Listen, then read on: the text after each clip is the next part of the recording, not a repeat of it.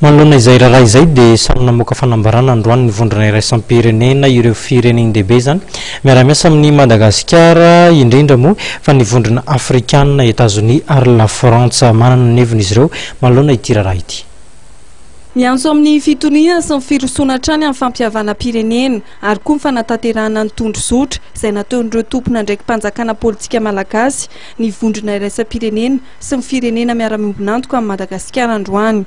Ny vondrona afrikanina voalohany namoaka fanambarana raha mahakasika ny toedrara misy eto Madagasikara.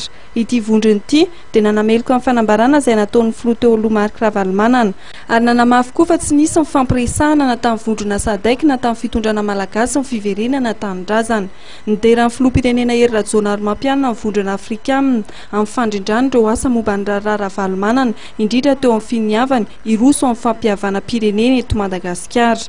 Namoaka fanambarana ihany koa mpitondra teny ministeran'ny raharaham-bahiny frantsay izay manameloka ihany koa ny fanambarana nataon'ny filoha teo aloha taorian'ny fiverenana tanindrazana izay tsy nialoavana fifanarahana mazava.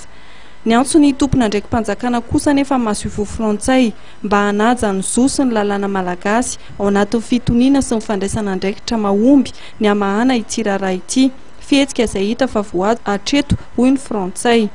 Tamin'ny alalan'ny fanambarana nataon'ny mahasovo amerikanina dia nanamafy ny firenena amerikanina amin'ny fanohanana ny États-Unis ny gouvernement d'avofidy eto Madagasikara ary niantso amin'ny firosiona amin'ny fampihavana pirenena. Fampihavanana izay tokony ho tanterahana ao anaty fanajana ny lalàna manan-kery eto Madagasikara.